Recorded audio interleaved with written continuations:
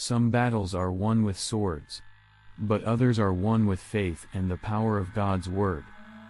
Judges 4 tells the story of a woman, a prophet and a warrior, and also a God who doesn't need numbers to win but can use anyone to achieve his purpose and plan. This isn't just a Bible story. It's a blueprint for victory. Israel had done evil again, and because of their disobedience, God allowed them to fall into the hands of a cruel king, Jabin of Canaan. His army commander, Sisera, had 900 iron chariots, and for 20 years, he oppressed the Israelites with fear and force. But in the midst of the chaos, God raised a woman, Deborah, a prophetess and judge. She didn't lead with a sword. She led with the word of the Lord. She summoned a man named Barak, and said, "Has not the Lord commanded you? Take 10,000 men. For God will give Sisera into your hands." Now Barak was afraid.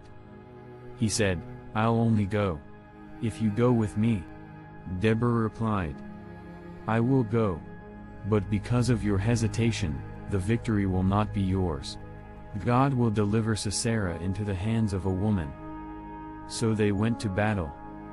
Barak and his men marched, and as they moved, God moved. A mighty storm fell. The chariots of Sisera got stuck in the mud. Confused and terrified, the enemy fled.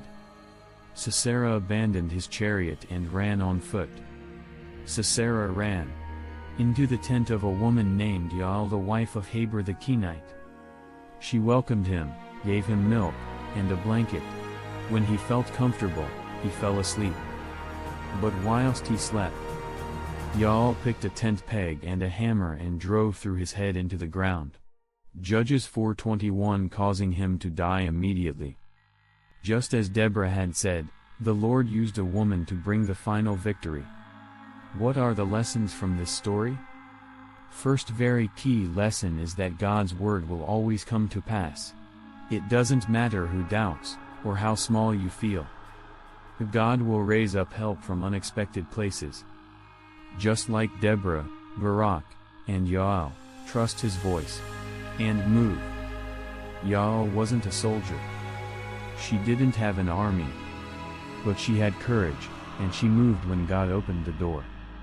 In a world that waits for perfect conditions, Jael teaches us that obedience is greater than qualification. You may not feel ready, strong, or important. But when you follow God's voice, you step into his victory. So be bold.